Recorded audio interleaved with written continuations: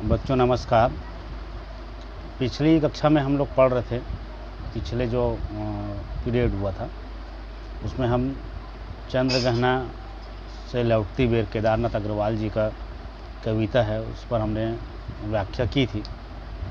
आप लोग देखेंगे कि जब ये पाठ ख़त्म होता है, पीछे में या इस कविता में ही कुछ शब्द हैं, जैसे देह की पतली, कमर की है लचीली, हठीली अलसी, सयानी सरसों, इस तरह के कुछ शब्द आपके पाठ में आए हैं। तो इन शब्दों में हमने देखा कि हठीली, अलसी, ये क्या होता है, जो शब्द है वो उसकी विशेषता बता रहा है। अलसी की विशेषता बता रहा है कि वो कैसी है, हठीली है। तो इनके माध्यम से इस जो पाठ में शब्द आए हैं वो जो विशेषता बता रहा है, उसके गुण दोष को बता रहा है, उसको हम विशेषण कहते हैं। हिंदी जब हम पढ़ते हैं संज्ञा सर्वनाम, उसमें विशेषण भी है, और किसी संज्ञा या सर्वनाम के गुण या दोष को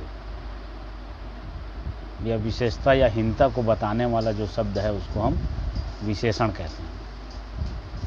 तो आज हम विशेषण के बारे में ही चर्चा करेंगे।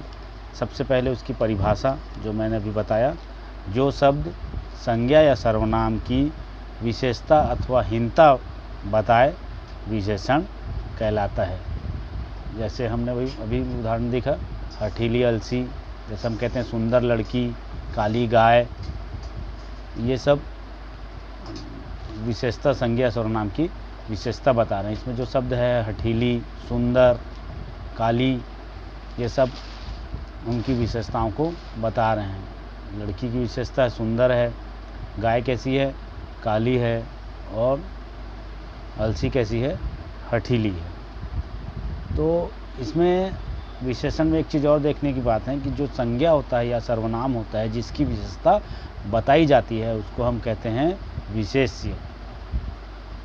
जिसकी विशेषता बताई जाती है उसको कहते हैं विशेष्य, और जो विशेषता होती है वो जो शब्द होता है उसको हम कहते हैं विशेषण।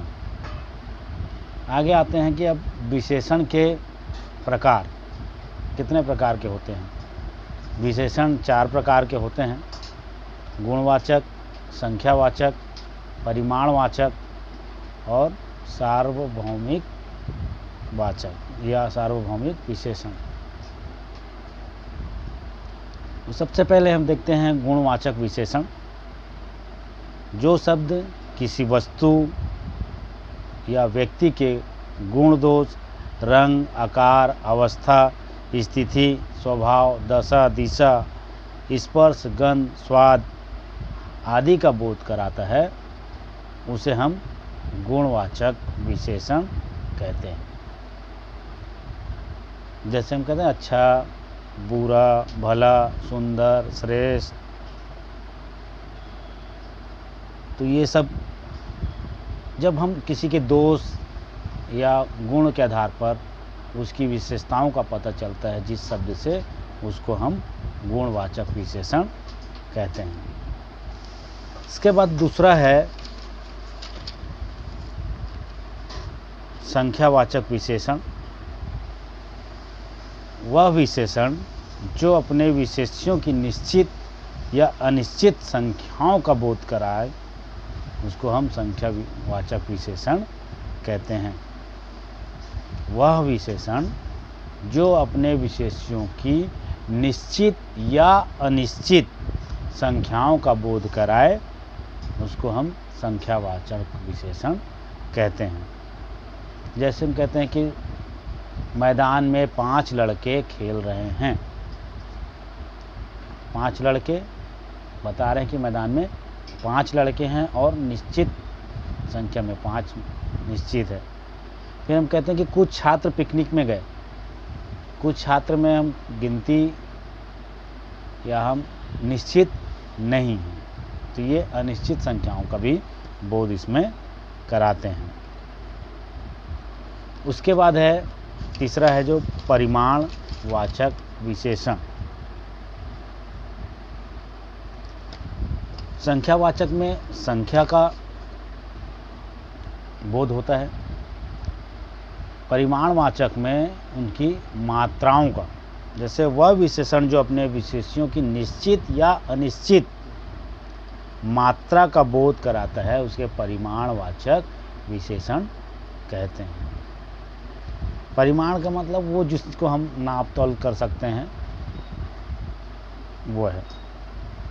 जैसे हम कहते हैं इसके उदाहरण में, मुझे थोड़ा सा दूध चाहिए, थोड़ा सा, इसकी विशेषता क्या बता रहा है कि थोड़ा सा दूध चाहिए। और बारात को खिलाने के लिए 4 क्विंटल चावल की आवश्यकता होगी। इसमें क्या मात्राओं को बताते हैं, 4 क्विंटल। साधारण समझने के लिए हम ये कह सकते हैं, या संख्यावाचक और परिमाणवाचक में फ़र्क जानने के लिए, अंतर समझने के लिए, कि ये जो होता है, जो नाप तौल वाले सामान हैं, पदार्थ हैं, उनकी विशेषता ये बताता है, वो परिमाणवाचक विशेषण होगा। और आखिरी में है सार्वनामिक विशेषण। जब किसी सर्वनाम का मौलिक या यौगिक रूप से किसी संज्ञा के पहले आकर उसके क्षेत्र को सीमित कर दे, तब वह सर्वनाम न रहकर सार्वनामिक विशेषण बन जाता है। समझने के लिए जैसे हम कहते हैं यह गाय है, यह क्या होता है, जब संज्ञा सर्वनाम पढ़ते हैं तो यह क्या है, यह जो है वो सर्वनाम है, ठीक है ना, यह जो है सर्वनाम है। और वो जो सर्वनाम है यहाँ पर गाय की विशेषता बता रहे कि यही गाय है। तो ऐसे जब सर्वनाम का प्रयोग होता है तो वो क्या कहलाता है, सार्वनामिक विशेषण। जैसे यह गाय है, वह आदमी है, वह सीता है, ये सारी चीज़ें सार्वभौमिक विशेषण या सर्वनामिक विशेषण कहलाएगा। क्या कहलाएगा, सर्वनामिक विशेषण।